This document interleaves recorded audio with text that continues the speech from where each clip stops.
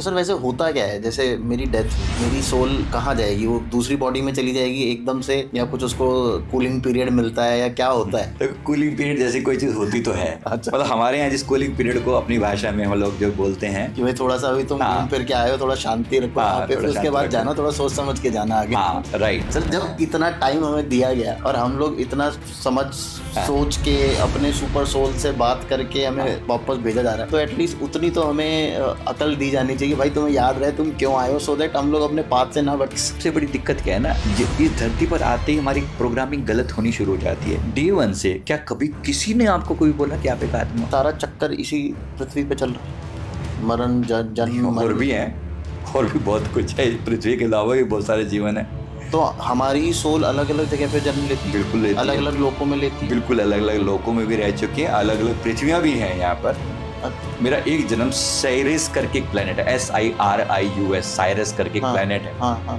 ये Andromeda Galaxy के अंदर है कहीं, उसके अंदर एक साइरस करके प्लेनेट है। वो प्लेनेट पे मेरा जन्म एक हो रखा है, हमने वो भी देखा है। एक बार जैसे गीता में आके आपने काफी वो बताया कि गीता में भगवान श्री कृष्ण ने बोला कि सब कुछ मैं ही हूँ। गीता में भगवान श्री कृष्ण ने ये भी बोला है कि भाई ये पहली बार नहीं हो रहा, ये पहले लाखों बार हो चुका है, और ये लाखों बार आगे भी होने वाला है, मतलब सब कुछ ऑलरेडी हो चुका है। ऐसा भी बहुत कुछ है, पर ये है कि सब कुछ का मतलब यहाँ पर क्या है, जीवन और मृत्यु का चक्र ही कई बार चल चुका है।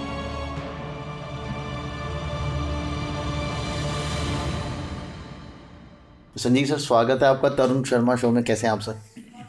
नमस्कार जी। Thank you so much sir, आपका थोड़ा सा हमारे समय देने के लिए आज, और थोड़ा सा एक्सप्लेन करने के लिए कि क्या होती है पास्ट लाइफ। जी तो सर शुरू करें आज का। सर पहले ना हम लोग शुरू से एकदम कर लेते हैं कि पास्ट लाइफ क्या होती है, और ये भगवान ने ये चक्कर क्यों चलाया है, इसका कर्म से क्या रिलेशनशिप है, पास्ट लाइफ और पुनर्जन्म का, री इनकारनेशन का, और कर्मों का क्या गुंजल है। जी जी, इससे शुरू करते हैं। देखिए, सबसे पहले तो ये कि पास्ट लाइफ होती क्या है इन जनरल। जैसे इतना तो हम सभी श्रीमद् भागवत गीता में सुनते पढ़ते हैं कि आत्मा कभी मरती नहीं, आत्मा एक एनर्जी की फॉर्म में है। एनर्जी की फॉर्म का मतलब यह है कि मैं एग्जिस्ट करता हूँ, इसमें तो कोई डाउट नहीं है ना। आप एग्जिस्ट करते हैं, इसमें कोई डाउट नहीं है। हम चलते फिरते हैं, इसमें कोई डाउट नहीं है। तो अगर आज हम हैं और जब धरती पे हमारा जन्म हुआ, इससे पहले भी हम कहीं तो रहे होंगे, है ना। एनर्जी है, एनर्जी तो डिस्ट्रॉय नहीं हो सकती, ये तो साइंटिफिकली प्रूवन है, इसमें तो कोई डाउट नहीं है। यानी मैं कभी तो था, कहीं तो था, किसी न किसी फॉर्म में तो था। अब कहाँ रहा होऊंगा, सोचने की बात ही है। इसमें बहुत सारी बातें आ जाती हैं हमारी खुद की जीवन की एक्सप्लेनेशन की। अगर मैं इस जीवन में पैदा हुआ, मान लो क्रिश्चियनिटी के हिसाब से देखें, जिसमें कोई कंसेप्ट ही नहीं है, पास्ट लाइफ कुछ होती नहीं, सीधा मैं भगवान से यहाँ पर टपका। मान लो मैं उन्हीं की भाषा में बात करूं कि भगवान के घर से मैं सीधा ही आया, तभी मेरे जीवन में एक सर्टन टाइप की जो बीमारियां आई, ये गरीब घर मिला या अमीर घर मिला, इंडिया ही मिला या गंदगी में जीना मिला, या किसी अच्छी जगह पर जन्म हुआ, तो ये क्यों हुआ? मतलब सीधी सी बात है, ऐसा ही क्यों, मेरे ही साथ क्यों? बिल्कुल, क्योंकि हर चीज़ के पीछे कोई तो कारण होता है। कार्य कारणीय सृष्टि है, अगर इफेक्ट है तो कॉज भी रहा होगा, बिना कॉज के इफेक्ट हो ही नहीं सकता जी, है ना। तो एक सीधी सी बात है, कुछ तो रहा होगा। अब कोई कहे कि समझ में आए, कोई कहे ना आए, तो ये उसकी प्रॉब्लम है। अगर आज मैं ऐसा हूं तो इसके पीछे कुछ ना कुछ कारण तो रहा होगा। इस एनर्जी ने इस जीवन में नहीं तो इससे पहले जब इस धरती पर मैं आया, ये जन्म हुआ, इससे पहले मैं कहीं किसी फॉर्म में था और कुछ मुझसे हुआ जिसके कारण आज मैं ऐसा हूं। बिल्कुल राइट। तो यहाँ से शुरू होती है कि पास्ट लाइफ जैसी कोई चीज़ तो है, राइट। इसको कोई माने या ना माने उसकी प्रॉब्लम है। डॉक्टर ब्रायन वीज ने जो बुक लिखी है, उसमें उन्होंने बहुत डिटेल में 10 reasons that past life exist के नाम से उन्होंने बहुत डिटेल एक्सप्लेनेशन दी है कि भाई अगर तुम हमारी नहीं सुनते तो किसी और की सुन लो, किसी डॉक्टर की सुन लो। उन्होंने भी पूरी एक्सप्लेनेशन दे के बताया कि पास्ट लाइफ तो होती है, राइट। और हमारे श्री भगवान श्री कृष्ण जो संसार के सबसे उच्च लेवल के साइंटिस्ट मैं कहूँ तो हैं, और उनकी बात भी मानते हैं कि भाई मेरे और तुम्हारे कितने ही जन्म हो चुके हैं। अर्जुन को फरमा रहे हैं कि मेरे तुम्हारे कितने जन्म हो चुके हैं, तुम भूल सकते हो लेकिन तुम ये तो है कि तुम एग्जिस्ट करते थे। तो बस इस बात को लेके हम शुरू करते हैं, मानते हैं कि पास्ट लाइफ जैसी कोई चीज़ है। इसी से अगर ये है तो फिर मैं और बहुत हज़ार चीज़ें एक्सप्लेन कर सकता हूँ। बाद में गरीब घर में मान लिया जाए, अगर ये मान लिया जाए तो, है ना। नहीं माना जाए तो फिर जिसकी जो मर्जी वो सोच ले जी, राइट। अब मेरे जीवन में कुछ समस्या आई तो डेफिनेटली मन में सवाल पैदा होता है कि आखिर मैं गरीब घर में पैदा हुआ तो क्यों हुआ, मैं अंबानी के घर में पैदा क्यों नहीं हुआ। कोई सर्टन पर्सन जो वहां पैदा हुआ तो वो अनंत अंबानी ने ऐसे कौन से पुण्य किए थे जो उसको वैसा मिला जो मुझे नहीं मिला। मैं नरेंद्र मोदी क्यों नहीं बना, मैं देश का प्रधानमंत्री क्यों नहीं हूँ, कोई भी सवाल हो सकता है। सवाल का एक्सप्लेनेशन कहीं ना कहीं तो है। बिल्कुल मेरे ख्याल से पास्ट लाइफ इस चीज़ को एक अच्छे से एक्सप्लेन कर सकता है। रही बात इसकी कि अब ये इसका कर्मों से क्या संबंध है, हाँ तो बिल्कुल सीधी सीधी सी बात है। आज मैं अभी जिस कारण की बात कर रहा हूँ, मैं अगर गरीब घर में पैदा हुआ, अगर मैं कर्मों के हिसाब से जाऊँ तो मैंने अनेक लोगों के पास्ट लाइफ, मैं लगभग 6,000 से ज़्यादा लोगों के पास्ट लाइफ देखे हैं मैंने, ओके 6,000 प्लस। अब उसमें जो पास्ट लाइफ की जो थ्योरी सामने आती है उससे ये पता चलता है कि इतने अगर कोई व्यक्ति गरीब है तो उसने ऐसे कौन से कर्म किए होंगे वो गरीब रहा होगा। अच्छा नंबर 1, एक जैसे किसी के पास पैसा रहा हो, परमात्मा ने कभी भरपूर दिया लेकिन उस व्यक्ति ने पैसे की कदर नहीं की, वो सारा जीवन पैसे को जुए में गंवा दिया, शराब में गंवा दिया, या उस पैसे से लोगों पर धौंस जमाई, ओके लोगों का इसका मिसयूज किया। तो जाहिर सी बात है प्रकृति का कोई रूल तो चलता ही होगा। कोई व्यक्ति, इस संसार में भी रूल चलते हैं ना, इस संसार में कोई पैसा गंवा देगा लेकिन गरीब हो जाएगा।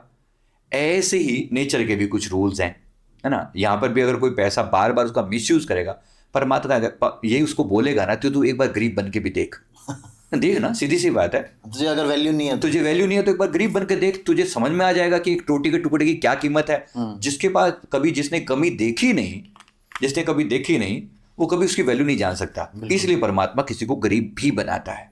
ओके इसकी एक्सप्लेनेशन समझ में आती है, बिल्कुल, है ना। बिल्कुल सिमिलरली अन्य चीजों के बारे में, जिसके पास एक सुंदर शरीर था, स्वस्थ शरीर था, शरीर की कदर नहीं की, बैठा है दारू पिए जा रहा है शरीर को बस मजे लेने के लिए, राइट। शरीर का मिसयूज किया जा रहा है। अब मिसयूज करेगा जिस चीज का, परमात्मा एक दिन छीन लेगा उससे, सीधी सी बात है। कोई व्यक्ति सारा दारू पिएगा तो वैसे उसका लीवर खराब हो जाना है, पेट खराब हो जाना है, लीवर खराब हो जाना है, बुद्धि भ्रष्ट हो जानी है एक टाइम के बाद। जीते जी भी हम उसका इफेक्ट देखते ही है ना, तो मृत्यु के बाद भी वो इफेक्ट अगर कंटिन्यू करे कोई बहुत बड़ी बात नहीं है। सीधी सी बात है, अगर व्यक्ति ऐसा ही है तो ऐसा ही उसके लिए आगे भी हो सकता है वो, बिल्कुल। क्योंकि आदतें कुछ ऐसी हैं जो मरते दम तक हमारा पीछा नहीं छोड़ती। एक व्यक्ति इस जीवन में चोरी करता रहा, हम कहते हैं चोर चोरी से जाए, हेरा फेरी से न जाए, सारा जीवन चोरी करता रहा, क्या लगता है कि मृत्यु के बाद सडनली सब कुछ चेंज हो जाएगा, एकदम साधु हो जाएगा? ये नहीं, बिल्कुल भी नहीं। जो आदतें पड़ चुकी है ना, वो आदतें कंटिन्यू रहती हैं। Okay. हमने अनेक लोगों के पास्ट में जा जाकर देखा तो पता लगता है कि आज जो मुझे प्रोफेशन भी है ना, ये भी पहले किसी एक सीक्वेंस का पार्ट है।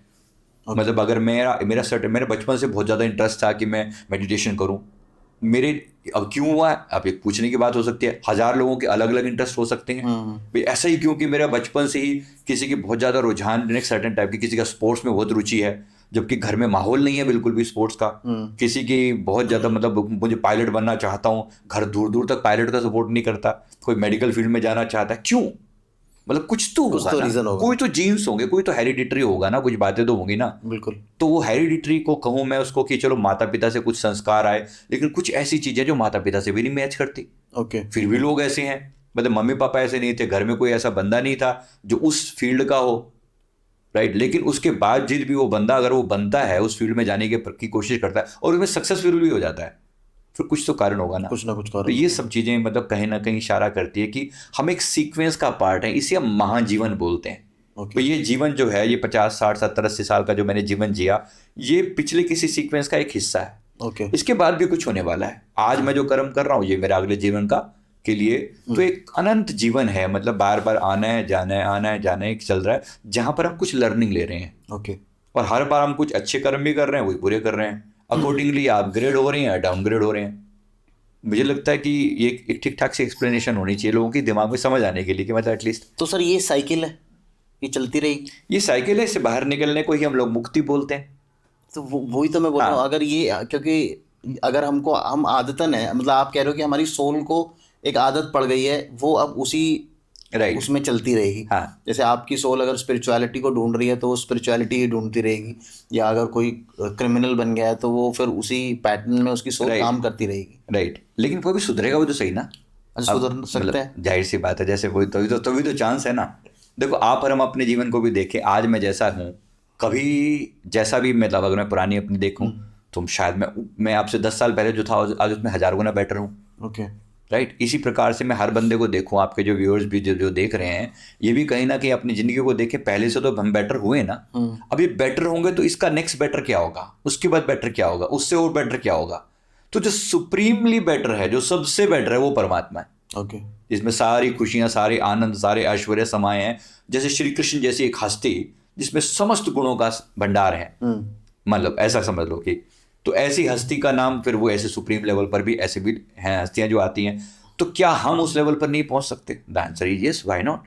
हमारे उसमें हमारे शास्त्रों में जितने भी उपनिषदों में जो शब्द आए हैं कि ये आत्मा ही ब्रह्म है, बिल्कुल। तत्त्वमसि श्वेत केतु जैसे शब्द आए हैं कि तू वो तुम ही हो, मतलब जिसकी तुम खोज कर रहे हो, जिस परमात्मा की तुम खोज कर रहे हो, वो तुम ही हो, वो तुम्हारे बारे में ही बात हो रही है। यानी तुम्हारी आत्मा जब अपग्रेड हो जाएगी तो एक दिन परमात्मा जैसा स्वरूप हो जाएगा। बिल्कुल। जब ऐसा हो सकता है तो हम हर आत्मा अपने आप को अपग्रेड करने के लिए यहाँ पर आई है। ओके। एक तरीके से एक लैब है, या एक एक्सपेरिमेंट है, या एक टीचिंग है, क्लास है। यहाँ पर हर बार हम आते हैं, कुछ सीखते हैं और अपने आप को अपग्रेड करते हैं। मैंने अपने पास्ट देखे हैं, वो जन्म भी देखे हैं मैंने, जहाँ पर मैंने लगभग 30 अपने लाइफ टाइम पीछे जाकर देखा है। तो वो सारे जन्म देखे जहाँ पर मैं मतलब अनअवेकन भी था। ऐसी अवस्थाएं देखी जब समझ नहीं थी, जब ज्ञान नहीं था, मतलब रिद्धि सिद्धियों के चक्कर में हमने जीवन बताए, ऐसे भी देखा। फिर एक समझ आया कि यार इनसे होगा क्या, कुछ भी नहीं होगा। आत्मा का कल्याण तो नहीं हो रहा, चमत्कार तो हो रहे हैं लेकिन कल्याण नहीं हो रहा। तो फिर रास्ता बदला, मतलब अगले जीवन में खुद को अपग्रेड किया, फालतू चीज़ों को, व्यर्थ चीज़ों को छोड़ा और फिर अच्छी चीज़ों को अपनाया, तो जीवन अपग्रेड हुआ। ऐसे ही अगर मैंने गलत डिसीजन लिए होते तो कुछ डाउनग्रेड भी हुआ होता। हमने लोगों को दोनों लेवल पर जाते हुए देखा है, नीचे गिरते हुए देखा है लोगों को। अब देखो, जो रेप जैसे कृत्य होते हैं, जो ऐसा बुरा कृत्य कोई इंसान करता है, इंसान ये करने के लिए पैदा तो नहीं हुआ था। जब वो पैदा हुआ तो उसके माँ बाप ने भी उसको एक लाडला बच्चा कह के उसको बड़ा किया, नहीं सिखाया होगा कि भाई रेप करना, तो ये करना। लेकिन जब उसने ऐसा कोई गंदा कृत्य किया, राइट, फिर वो डाउनग्रेड भी तो होगा ना। जब डाउनग्रेड हुआ जा सकता है, अपग्रेड भी हुआ जा सकता है। हमने लोगों को देखा है बिल्कुल गरीबी से पैदा हुए और एकदम टॉप पर पहुंचे। बिल्कुल। हमने ऐसा भी देखा है जो अमीर घर में पैदा हुए एकदम डाउन पर आए।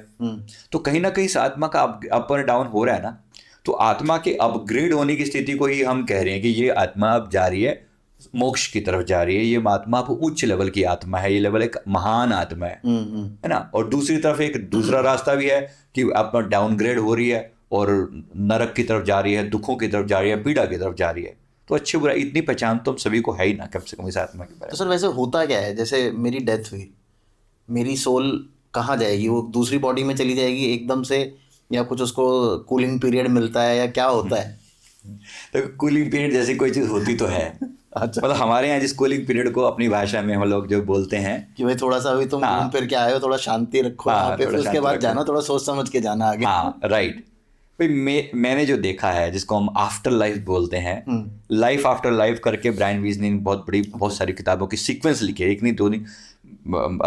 उसके बाद मैनी लाइव्स मैनी मास्टर्स करके एक बुक है कि मैंने अलग अलग जन्मों में अलग अलग मास्टर्स मिले। ऐसी बुक्स भी, उसमें बेसिकली एक्सप्लेनेशन क्या है, और यही चीज़ें हमारे गरुड़ पुराण में भी लिखी हैं। अब गरुड़ पुराण में पूरा जिक्र आता है इस बात का कि आत्मा की जो आगे की यात्रा है वो कैसी होती है। हाँ, तो उसमें उन्होंने भी 13 दिन की जो 13वीं हमारे यहाँ करते हैं उसका भी जिक्र किया गया है कि आत्मा यहीं भटकती है, आसपास में रहती है और कहीं ना कहीं सब चीज़ें दिखती है, ऑब्जर्व करती है। नेचर की तरफ से कूलिंग पीरियड से यहाँ भी दिया गया है कि तुम इस धरती पर जाने से पहले एक बार कट ऑफ कर लो, देख लो कि तुम अब इनके बीच में होकर भी तुम यहाँ से विदा ले रहे हो। ठीक वैसे जैसे बंदा गेट के पास जाके भी कभी कभी हम हालचाल बताने लग जाते हैं ना, बस कि भाई चलो चल रहे हैं जी, बाय, ख्याल रखना वगैरह वगैरह। तो ये समझो ये पूरे जीवन के बाद ये तो एक छोटा सा वो हाय बाय वाला पीरियड है 13 दिन का, ये भी आत्मा को दे दिया। उसके बाद भी फिर आगे भी चलकर, क्योंकि ये आत्मा एक कहीं से आकर यहाँ पर इसने एक रोल प्ले किया, जहाँ से ही आई है, और जब वे वापस वहाँ पर जाएगी तो वहाँ जाकर जरूर कहीं ना कहीं हिसाब किताब ये पूछा जाएगा कि भाई जिस काम के लिए तुम्हें भेजा था कुछ हुआ कि नहीं हुआ। जाहिर सी बात है, तुम एक वायदा करके गए थे जिसे एक सोल प्रोमिस बोलते हैं, सोल कॉन्ट्रैक्ट बोलते हैं। ओके। मतलब ये धरती पर जब एक आत्मा आती है तो कहीं ना कहीं कुछ बोल के आती है, मैं इसलिए जा रही हूँ। जाहिर सी बात है, कुछ एक कॉन्ट्रैक्ट होता है ना किसी सुपर सोल के साथ, किसी हायर सोल के साथ। उसी सुपर सोल या हायर सोल को हम स्पिरिट गाइड बोलते हैं। ओके। कि हमारी सोल के कोई गाइड हैं। जैसे हो सकता है मेरे गाइड भगवान शिव हो सकता है भगवान राम हो, या ऐसे ही गुरु नानक देव जी, श्री परमहंस जी, मेरे गुरुदेव, वो मेरे गाइड हो सकते हैं। मैंने पाया है कि ऐसे सुपर सोल्स होती हैं, ऐसे अनेक आत्माओं के गाइड होते हैं। और इस आत्मा का इस धरती पर आने से पहले उनके साथ एक गहरा लिंक होता है, रिश्ता होता है प्यार का। फिर वो जो आत्मा को जब नीचे भेजा जाता है तो उसके साथ एक सोल प्रोमिस लिया जाता है अच्छा। कि पिछले जीवन में तुम्हारी क्या गलतियां थी, उन गलतियों को दिखाया और उसके बेसिस पे अगले जीवन की स्क्रिप्ट लिखी जा रही है। अच्छा। मोटे तौर पर, बहुत एकदम नहीं, डिस्क्रीट नहीं होती कि तुम ये करोगे, ये नहीं करोगे, ये गलत है, ये ठीक है, ऐसा नहीं। जैसे हम लोगों ने पॉडकास्ट के टॉपिक ले ली, हाँ, टॉपिक ले लिए। मोटे तौर पर कुछ बताया जाता है भाई पिछले जीवन में, जैसे एक एनालिसिस होता है तुम्हारा जिसको हम बोलते हैं, जिसमें मतलब लाइव रिव्यू बोलते हैं, कि जब ये जीवन खत्म हुआ और मैं जाकर अपने से हायर सोल के पास गया तो मेरी लाइफ का एक रिव्यू पूछा जाता है। ठीक वैसे मैंने नौकर को कहीं पैसे देके बोला भी दे 2,000 रुपये ले जा, बाजार से ये खरीद के लाई हो, आगे पूछूंगा ना हिसाब तो दे भाई क्या हुआ। बिल्कुल। ठीक वैसे ही कहीं ना कहीं परमात्मा भी हिसाब करेगा कि 70-80 साल जो जीवन तुम्हें दिया था उसका हिसाब बताओ, क्या क्या किया, क्या नहीं किया। तो कुछ अच्छा और कुछ बुरा, वो जो हो रहा है ना उसको हम लाइफ रिव्यू बोलते हैं। ओके। मैंने अपना भी लाइफ रिव्यू देखा कि जब लाइफ रिव्यू होता है तो कैसे घटित होती है वो घटना। अच्छा। तो उसमें भी ये देखा कि मतलब, और वहाँ पे एक मजे की चीज़ जो मेरे मतलब मन में जो मैंने देखी कि वहाँ पर कोई ऐसा नहीं था कि कोई काले भैंसे पर बैठा हुआ कोई यमराज कोई बैठा है वो हिसाब किताब कर रहा है। एटलीस्ट मुझे तो ऐसा नहीं दिखा। मुझे जो दिखा कि मेरी मतलब एक डिफरेंट रूट से जैसे सोल को ले जाया गया और दिखा कि जैसे मतलब तुम्हारे सामने एक रिव्यू के लिए एक सामने स्क्रीन है जहाँ पर तुम्हारे ही जीवन की कुछ झलकियों को दिखाया जा रहा है। यहाँ पर कुछ एंजल्स बैठे हैं जो तुम्हारे से कुछ सवाल जवाब कर रहे हैं। ओके। तो कुछ सीन सामने दिखाया जाता है और उस सीन के बाद तुमसे सवाल किया जाता है, क्या तुमने ये ठीक किया, क्या तुमने ये ठीक किया, तुम खुद ही बताओ। अब जब तुम खुद से रियलाइज करते हो कि तुमने कुछ गलत किया, राइट, जैसे मैं किसी व्यक्ति का बता रहा हूँ, एक व्यक्ति का जो आज के टाइम में एक सन्यासी है, तो उसको पैर में थोड़ी तकलीफ है। उस बंदे ने जब अपना उसमें पूछा कि भाई ये मेरे साथ एक प्रॉब्लम आई तो ये क्यों आई, या ऐसे कईयों के मैं लाइफ देखे हैं। एक बंदे का जो है इस जीवन में वो बिल्कुल अकेला है, तो पूछता है कि मैं अकेला क्यों हूँ। जाहिर सी बात है जब ये सवाल आया मतलब ये अकेला क्यों हूँ, तो उसके पास्ट में ले जाकर उसे दिखाया गया कि भाई पिछले जीवन में इस बंदे ने इस तरह का कॉन्ट्रैक्ट जो है भगवान शिव के आगे किया था कि मैं जन्म जन्म इसी रूप में आपकी भक्ति करना चाहता हूँ। ओके। कि मैंने ब्रह्मचारी के रूप में भगवान शिव को पाया, भगवान की बड़ी प्रसन्नता पाई, बड़ी खुशी पाई, तो मैं इसी रूप में सेवा करना चाहता हूँ। प्रभु ने कहा ठीक है तथास्तु। अब तथास्तु का मतलब है इस जीवन में कॉन्ट्रैक्ट लिख दिया गया कि तुम इस जीवन में जाओगे, तुम्हें कोई अकेले रहोगे। अब यहाँ के वो देखता है यार सबकी हस्बैंड है, वाइफ है, परिवार है, मेरा तो कोई है नहीं। अब यहाँ आके उसको और तमाशा दिखता है। ये हम लोग भूल क्यों जाते हैं कि हम क्या कॉन्ट्रैक्ट करके। हाँ, ये एक बात सोचने की है ना, ये भूल क्यों जाते हैं सर। जब इतना टाइम हमें दिया गया और हम लोग इतना सोच के अपने सुपर सोल से बात करके हमें वापस भेजा जा रहा है, तो एटलीस्ट उतनी तो हमें अकल दी जानी चाहिए भाई, तुम्हें याद रहे तुम क्यों आए हो, सो दैट हम लोग अपने पाथ से ना भटके। इतना तो परमात्मा का और हमारे बीच का कनेक्शन होना चाहिए कि यार देखो किस लिए जा रहे हो, तुम अपना पर्पस ही भूल जाते हो। एक सबसे बड़ी दिक्कत क्या है ना, इस धरती पर आते ही हमारी प्रोग्रामिंग गलत होनी शुरू हो जाती है। डे 1 से क्या कभी किसी ने आपको कोई बोला कि आप एक आत्मा, किसी ने भी नहीं समझाया। आप हिंदू मुस्लिम शरीर बन के रह जाते हो। आधी गलत प्रोग्रामिंग, आपके ऊपर लेबल लगा दिया कि आपका नाम अनिल है, कि आपका नाम प्रवीण है, कि आपका नाम सुनील है, जो भी आप मेरी बेटी हो फलाना डिमका, या आप एक प्रोफेशनल हो, ऐसे ऐसे उसके ऊपर लेबल लगा दिए जाते हैं। आते ही उसकी प्रोग्रामिंग चालू हो जाती है बच्चे की। उसको कभी हमने कहा कि तुम एक आत्मा हो, तुम एक शुद्ध आत्मा हो, तुम वहाँ से आए हो, एक कॉन्ट्रैक्ट लेकर आए हो। वो बच्चे को बहुत कुछ याद रहता है शुरू के 5-6 साल तक। हमने बहुत से लोगों को एक टेक्निक होती है जिसे हम एज रिग्रेशन बोलते हैं। ओके। एज रिग्रेशन उसी में नीचे जा सकता है वो। हाँ, अपनी ही इस एज में वो पीछे जाके देख सकता है कि जब मैं 5 साल का था, मुझे क्या याद, 4 साल का था, तो मुझे क्या क्या चीज़ें याद थी। उसमें हमने लोगों को ले जाके देखा है। यहाँ तक कि माँ के गर्भ तक में भी जब बच्चे की कॉन्शियसनेस उसमें आ चुकी होती है ना, उसको तब भी याद रहता है कि मुझे क्या क्या घटनाएं मेरे साथ घट रही हैं, उसे याद रहता है। और ये तो कोई बहुत बड़ी बात नहीं है। कोई कहे कि मैं नहीं मानता तो फिर वो बेवकूफ़ है, सीधी सी बात है, क्योंकि इसमें तो कोई बात ही नहीं है।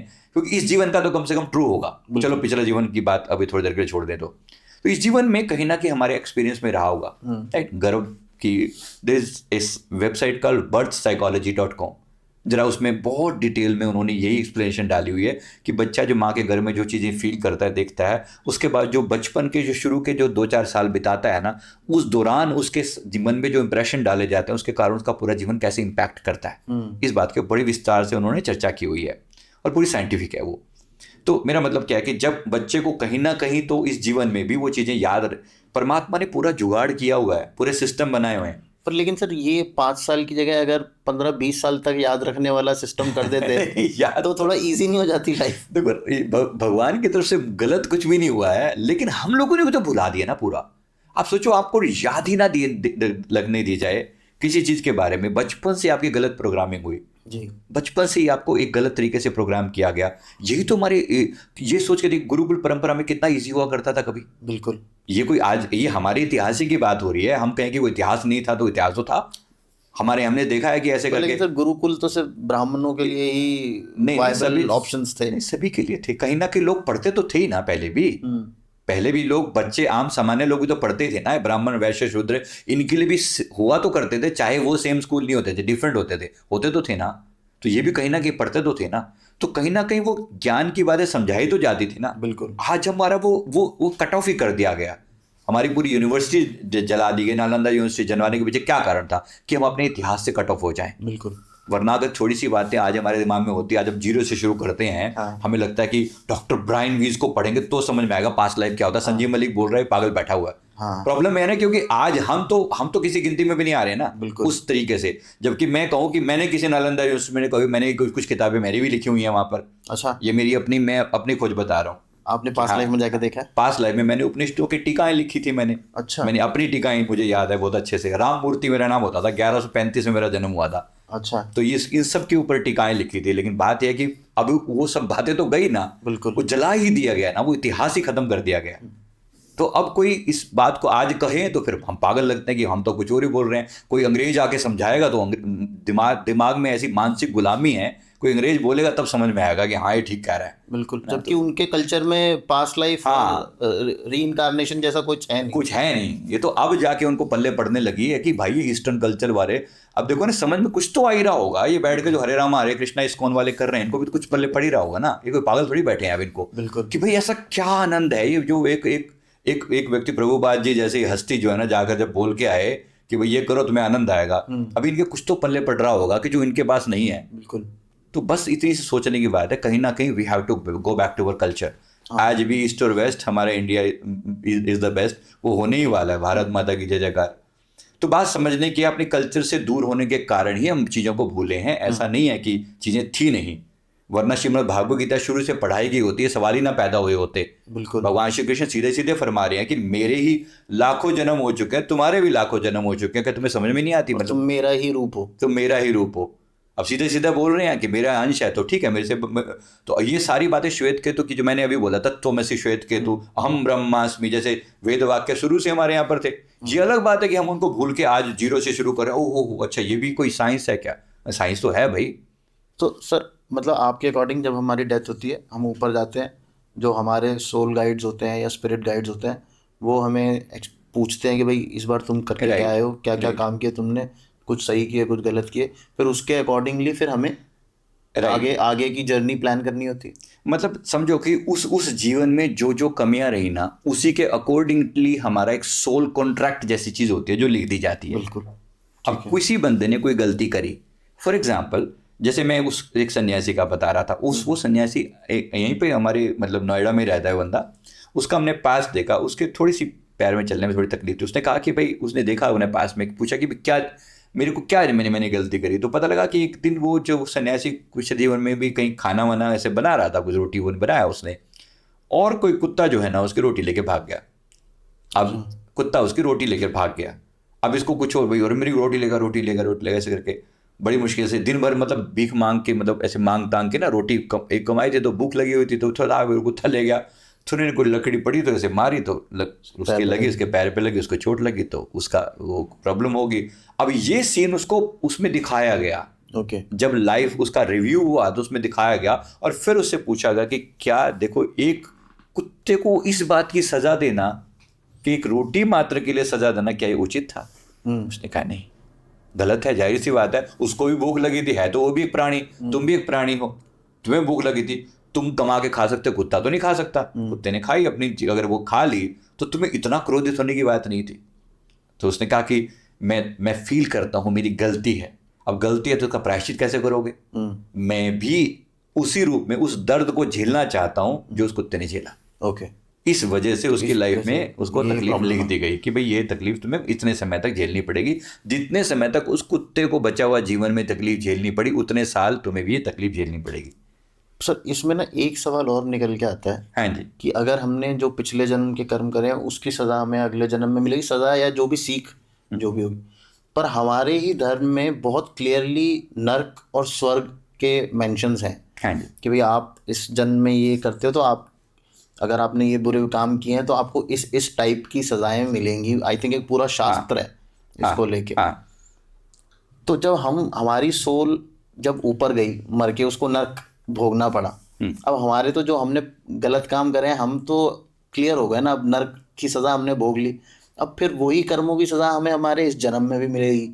ये 2 बार सज़ा का नहीं 2 बार नहीं होता ये, बिल्कुल वो भी। क्यों है? नहीं 2 बार नहीं होता, कुछ बहुत जघन्य कर्म होते हैं अच्छा, तो उसी को नर्क तो दिया नरक होता है। देखो आज भी कोई व्यक्ति कोई ऐसा पाप करे जो सच में जेल वाला काम करे, हम इस संसार में भी कोई जेल तभी होती है, मान लो एक फाइन लगाना भी तो एक सजा है ना। कोई गलती करी, मान लो कोई पैसे की थोड़ी बहुत गड़बड़ करी तो फाइन लगाना भी तो एक सजा है ना। लेकिन अगर वो गड़बड़ बहुत ज्यादा है, करोड़ों का घोटाला है, तो फिर उसके लिए जेल भी डालना पड़ सकता है। बिल्कुल। हो सकता है कोई और जघन्य किया हो तो उसमें और भी सजा हो सकती है। कोई मतलब हो सकता है फांसी वासी वो टाइप की, जब अगर कोई पाप ऐसा किया हो तो बिल्कुल। तो उसका भी एक लेवल है ना। इस तरह स्वर्ग नरक का भी एक लेवल है। स्वर्ग नरक तो एक्सट्रीम केस है। अच्छा। हर व्यक्ति को नरक झेलना पड़ा ऐसा नहीं है, और हर बिल्कुल व्यक्ति भी को नहीं। स्वर्ग मिले ये भी हर व्यक्ति को possible स्वर्ग मिले ऐसा भी जरूरी नहीं है। सामान्य लोगों के लिए जो जिसका मतलब मान लो कि 100 अगर उसने जीवन जिया, मान लो 100% के लेवल पर अगर मैं जीवन कहूँ, उसने कोई 20-1% गलत कर्म किए, 80% उसने ठीक ठाक सा किया जीवन को जैसे जैसे जिया। अब उस बात के लिए कहे कि तुम्हें ठाके सजा दे दी जाए, नहीं, ऐसा नहीं है। प्रकृति इतना भी बुरा नहीं सोचती अनटिल अनलेस कोई बहुत कृत्य खराब हुआ हो, बहुत ज्यादा खराब हुआ हो। अगर कोई इसको लगता है कि जैसे अब ये बंदा जो अपनी नौकरानी को थोड़ा गुस्से से बात कर रहा है, चिल्ला रहा है, अब ये कोई ऐसी सजा नहीं है कि इसके लिए नर्क दिया जाए, नहीं, ऐसा नहीं है। हालांकि कई जगह लिख के डरा धमकाया बड़ा जाता है, तुम किसी को बुरा करोगे तो तुम्हारे साथ ऐसा ऐसा होगा, नरक में डालकर तुम्हें सड़ाया जाएगा, गर्म तेल के कढ़ाई में डाला जाएगा। कुछ बातें डराने के लिए भी होती हैं और कुछ हद तक डर ठीक भी है। तो सर ऐसा क्या कर्म होते हैं, जैसे अगर मैं किसी का मर्डर कर रहा हूँ, हाँ, तो वो अब देखो ये नर्क में जाने लायक है? आप बिल्कुल आप सोचिए ना, ये वाली बात हम एक संसारी की दृष्टि से देखें भी सही, राइट। अगर किसी के दर्द को आप फील कर सकते हो, राइट, और जानबूझ के आपने किसी व्यक्ति ने ऐसा किया है, तो भाई फिर तो कुछ तो सजा होगी ना। कोई व्यक्ति जानबूझकर हत्या कर रहा है, किसी को मार रहा है, किसी को चीट कर रहा है, धोखा दे रहा है, तड़पा रहा है किसी को, तो कुछ तो होगा ना सब पर प्रावधान। तो नरक तो मतलब ऐसा होगा कि एक एक्सट्रीम केस हो गया। सामान्य केस में ये होगा कि ये आपके कर्म में लिख दिया गया। कभी कभी तो सजा इस जीवन में भी हो जाती है। आपने किसी को चीट किया, किसी ने आपको उसी जीवन में चीट कर दिया, हिसाब यही बराबर हो गया, ऐसा भी हो जाता है। पर कभी कभी ऐसा है जिसको आपने चीट किया वो चला गया, आपके जीवन से दूर हो गया कहीं भी, या मर गया, कुछ भी, अब हिसाब नहीं हो पाया क्योंकि जिसके साथ बुरा किया था वो व्यक्ति चला गया, अब हिसाब अधूरा रह गया। अब ये चीज पेंड हो गई अगले जन्म के लिए। पर ये इतनी कोई जघन्य कृत्य नहीं है कि इसके पीछे नरक मिले। तो ये इसके अगले जीवन का कॉन्ट्रैक्ट बन गया कि अगले जीवन में इस व्यक्ति को इसके द्वारा चीटिंग दी जाए। पर सर जैसे एक सैनिक है, अगर वॉर टाइम होता है तो एक सैनिक अगर सही जगह पे बैठा हुआ है तो 100-200 लोगों को जिनको वो जानता भी नहीं है, हाँ, जिनसे कोई लेना देना भी नहीं है, उनको वो मार सकता है, मार रहा है, मारते भी हैं, तो उसको क्या नर्क मिलेगा? वो तो अपनी ड्यूटी निभा रहा है। बिल्कुल नहीं, ये फर्क है ना, यही तो फर्क है। इसी को वीर गति बोलते हैं। ओके। इसके एक सामान्य इंसान के मरने को फलाना मर गया और ये शहीद हो गया, फर्क है ना दोनों में। वीर गति को प्राप्त हुआ, वीर गति बहुत बड़ी बात है। मतलब वो क्या कर रहा है, वो अपने लिए नहीं कर रहा, उसकी कोई सामने वाले से पर्सनल दुश्मनी नहीं है। अच्छा। लेकिन अपने देश में, मेरे देश पर तुमने अटैक किया तो मैं छोड़ूंगा नहीं। आज हमारे अंदर भी तो इतना खून तो हमारा भी खोलता ही होगा भाई।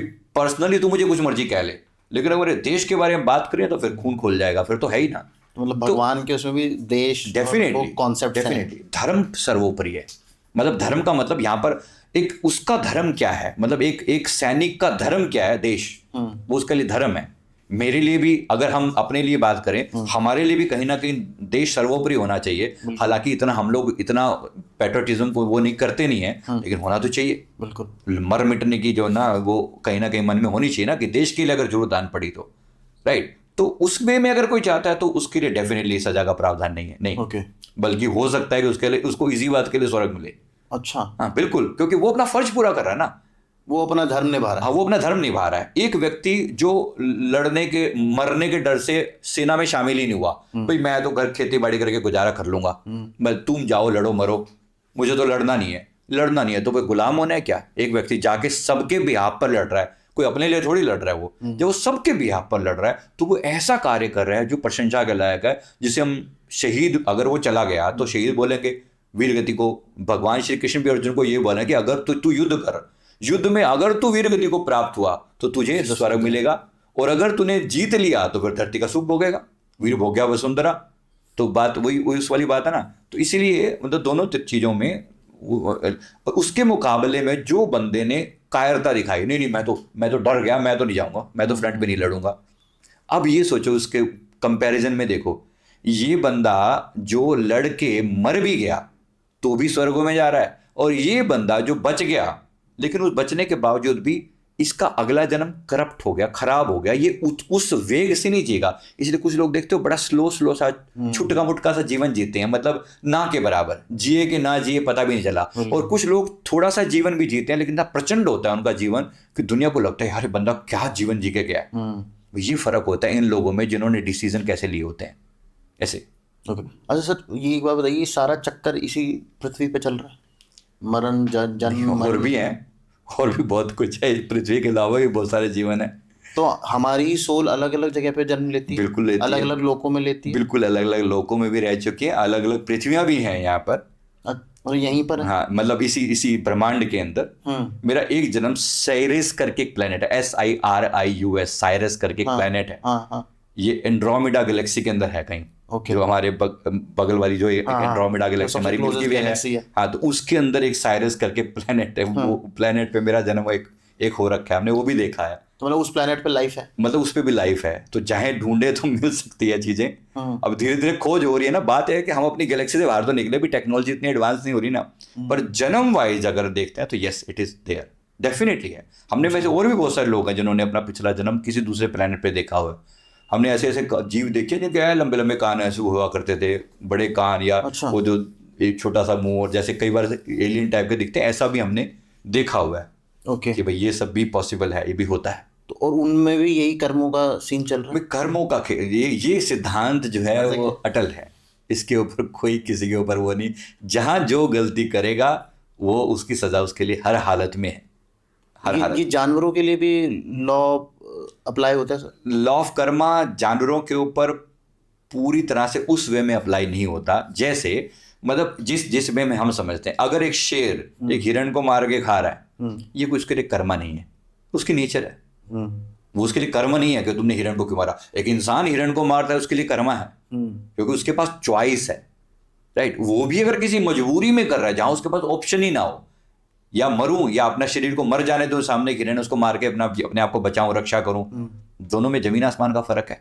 मतलब ये तरीके में तो यहाँ पे भी जो कर्म का सिद्धांत है जो वो उस पर वो उतना ही वैलिड है, राइट। अगर आप शेर जो है ना, अगर किसी हिरण को मार के खा रहा है तो उसका कोई कर्म नहीं बन रहा है, लेकिन एक इंसान अगर हिरण को मार रहा है तो फिर कर्म बन रहा है, क्योंकि उसकी नेचर ही ऐसी प्रकृति ने बनाई है। तो एक शेर के ऊपर लॉ ऑफ कर्म एज इट इज अप्लाई नहीं होगा, सारे रूल सेम नहीं होंगे, रूल डिफरेंट होंगे।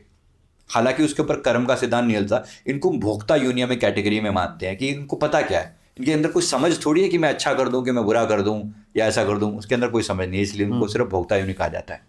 तो सर जैसे फिर यही सेम वैल्यू हम लोग उन पे भी लगा सकते हैं जो ट्राइबल्स होते हैं, जो जंगलों में रह रहे हैं, जिनको नॉलेज नहीं है। यस, कुछ काफी हद तक जिस बंदे को जितनी ज्यादा समझ है ना, उस बंदे की सजा उतनी ज्यादा सजा है। एक व्यक्ति अंधा आदमी अगर गड्ढे में गिर पड़े तो हम शायद सभी सहानुभूति जताएं कि बेचारा गिर गया यार। एक अच्छा खासा देखता हुआ व्यक्ति मजे लेता लेता गड्ढे में गिर जाए, फिर लोग हंसेंगे ना उसके ऊपर। बिल्कुल, बस ऐसी ही बात है कि तुम तो समझदार थे, एक पंडित अगर गुनाह करे तो उसका गुनाह बहुत बड़े लेवल का होगा। एक सामान्य इंसान जिसको समझ नहीं है बेचारा करता है तो उसकी इतनी बड़ी वो नहीं है, इसीलिए तो सजा भी फर्क पड़ जाता है ना। जिस जानबूझ के जो करता है उसके ऊपर बहुत फर्क है। तो सर ये कितने लाइफ टाइम पीछे तक देखा जा सकता है? देखो ऐसा कोई लिमिट नहीं है, कोई लिमिट नहीं है। नहीं, मन के अंदर संस्कारों के मतलब सारे संस्कारों की ना सारी की सारी मोटी मोटी जो जिसमें इमोशनल चीज़ें हैं ना वो सब स्टोर रहती हैं। ओके मतलब मैं कहूँ कि मुझे पूरा का पूरा जन्म यूं का यूं याद आ जाएगा, ऐसा नहीं है। ओके लेकिन मोटी मोटी घटनाएं स्टोर रहती हैं इस जीवन में भी। फॉर एग्जाम्पल मैं अगर मैं आपसे पूछूं कि बचपन की कोई अच्छी बात बताओ, शायद आप कुछ ढूंढोगे तो रिकॉल करोगे तो आपको कोई ऐसी बात याद आएगी। जैसे मान लो उस दिन मैंने ना मतलब टीचर ने बड़ा प्यार किया, इस बात के लिए बहुत लाड किया क्योंकि मैंने बहुत अच्छा परफॉर्मेंस दिया था। मतलब कोई ऐसी घटना आपको डे टू डे याद नहीं आएगा, आप कितने बजे उठे, क्या किया क्या नहीं किया, जब आप 5 साल के तो आपने क्या करते थे, सब कुछ याद नहीं आएगा। लेकिन कुछ कुछ घटनाएं जो बहुत इमोशनल लेवल पर थी वो शायद आपको याद आएंगी, है ना। बस ये होता है सारा खेल। अच्छा। कि ऐसी चीजें याद रहती हैं, इवन पिछले जन्मों की वो सारी बातें याद रहती हैं जहां पर कोई इमोशंस थे। ओके सब कुछ याद रहे ऐसा नहीं है बिल्कुल भी। जहाँ कुछ इमोशंस इन्वॉल्व थे, जहाँ पर आपने किसी को कुछ कहा, कोई कर्म हुआ, किसी ने कुछ कहा, आपने उसका रिप्लाई किया, वो सब चीजें आपके दिमाग में रहती हैं। आपने अपनी 30-35 के करीब देखी होंगी। हाँ। आप कभी किसी ऐसी सेलिब्रिटी या किसी ऐसे नोन आदमी से मिले जिसको हम भी जानते हैं? मैं भगवान बुद्ध के समय में एक बार जन्म मेरा हो चुका है। अच्छा हाँ, तो भगवान बुद्ध को के मैंने दर्शन किए हुए हैं। अच्छा भगवान बुद्ध के दर्शन किए हुए हैं। गुरु नानक साहब जी की जो पंचम जो रूप था उनके मैंने दर्शन किए हुए हैं। ओके तो ऐसे ही साउथ के जो संत थे, संत तुकाराम जी, उनके भी एक बार दर्शन किए हुए हैं मतलब जब मेरा पिछले जन्मों की अपनी यात्राओं में। अब वो अलग अलग यात्राओं में इन महान आत्माओं के साथ कहीं ना कहीं कनेक्शन रहा। मेरे अपने परमहंस जी, जो मेरे सतगुरु जी जो हैं, लास्ट जन्म में भी साथ थे, उससे पिछले जन्म में भी साथ थे। अच्छा तो इनके साथ मेरा बहुत लंबा चला आ रहा है ऐसा। अच्छा तो ये इन हस्तियों के साथ मिलना और कहीं ना कहीं मतलब इनके साथ हमारा कनेक्शन तो सभी जगह सब लोगों का रहा है। ऐसा नहीं कि मैंने ऐसे लोगों को देखा है। एक व्यक्ति का मैंने पीछे पास्ट लाइफ किया तो मैंने देखा कि ये बंदा जो है ना, मतलब ये हनुमान जी की वानर सेना में एक वानर था। मतलब ये हनुमान जी की वानर सेना में इसने खुद को वो देखा कि मैंने अपने आप को मतलब वो जो ना पत्थर पे राम लिखते हुए, और उसने पूरा सीन ऐसा बताया कि जैसे उसके मतलब अभी आंखों के आगे भी अभी होके हटी है घटना कि अभी अभी वो नल ने ना उसके ऊपर राम लिखा और मैं उसको उठा रहा हूँ, मेरे लिए ऐसे उठ गया जैसे वो बिल्कुल कागज का टुकड़ा हो। उठा के वहाँ डाला। फिर मैंने गिलहरी को देखा, वहाँ गिलहरी ये कर रही है, ऐसा कर रही है। मैंने भगवान राम, उन्होंने भगवान राम के सौंदर्य का वर्णन किया कि भगवान राम कैसे दिखते हैं। तो उनकी पूरी डिटेल जो है ना वो अगर आप सुने तो मतलब इतना लगता है कि जैसे वो देख कर बोल रहा है। ओके यानी मैं केवल अपनी बात नहीं कर रहा हूँ, मैं अन्य कितने लोगों को ऐसे जानता हूँ जिन्होंने अपने पास्ट में इन चीज़ों से जो अन्य महान हस्तियों से जुड़े रहे हैं। बेशक आज हम उन्हें जानते हैं या नहीं जानते तो वो एक बात हो सकती है, लेकिन ये लोग हैं मौजूद। और हम आपके भी कोई ऐसे जन्म हुए हो, कोई बहुत बड़ी बात थोड़ी है। ये अलग बात है कि हम इवोल्व होके बहुत अच्छे लेवल पर नहीं गए या किसी जीवन में कोई ऐसी मिस्टेक कर दी कि फिर हमें एक डाउनफॉल में आना पड़ा या ऐसा कुछ। तो ये सर, ये ऐसा भी तो हो सकता है सर, ये सिर्फ इमेजिनेशन हो? देखो इमेजिनेशन तो मतलब जैसे जो डॉक्टर्स या साइंटिस्ट जो हिप्नोटिज्म करते हैं उसमें भी वो लोग ऐसा करते हैं कि आपको कुछ देर के लिए वो पेन आप भूल जाते हो या ऐसा होता है कुछ। और जो ये लोग एक्सप्लेन करते हैं कि भाई ये ऐसा कुछ पास्ट लाइफ नहीं होता, ये आपका दिमाग है जिसको आप हिप्नोटाइज करके कुछ भी दिखा सकते हो। जैसे जनरली अगर आप माने किसी को हाइट से डर लगता है तो अगर आप उसकी पास्ट लाइफ में जाओगे ना, उसकी डेथ हमेशा ऊपर से गिर के हुई होगी। हाँ। किसी को पानी से डर लगता है तो उसकी डेथ हमेशा पानी में डूब के ही होगी। अब वो उसका दिमाग है, उसको पता है कि मुझे क्या देखना है ताकि मेरा ये डर ठीक हो सके। हर बार आप सेम चीज को वैसे ही देख पाओ ये जरूरी नहीं है। किसी चीज में आप हो सकता है कि आपका मन एक एक्सप्लेनेशन बना ले। हाँ मतलब आप ऐसा कह रहे हो कि आपका मन एक्सप्लेनेशन बना रहा है और अकॉर्डिंगली कुछ देख रहा है। हाँ।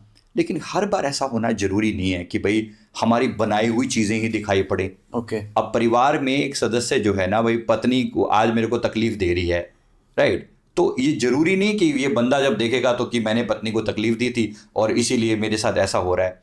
देखो कर्म का सिद्धांत तो ऐसे ही बोलता है, लेकिन हर बात बिल्कुल डिट्टो आपके मन के द्वारा ही बनाई हुई हो और एकदम लॉजिकली एक्सप्लेन हो रही हो, ये इतना भी बड़ा मजाक नहीं होता ना। मतलब थोड़ी सी बात है ना कि लॉजिकली थोड़ी तो आप सब कुछ हर चीज़ों को अच्छा ऐसा हुआ था ऐसा हुआ था। अगर मन इतनी आप स्मार्ट हो, मतलब कोई भी व्यक्ति इतना स्मार्ट है कि हाँ भाई मेरे जीवन में ये तकलीफ थी तो मैंने ये जीवन में ऐसा किया होगा, इतना समझ में आ जाएगा तो बहुत बड़ी बात है। इसका मतलब फिर मेरे जीवन के बुरे कर्मों के लिए कोई और रिस्पॉन्सिबल नहीं है ना।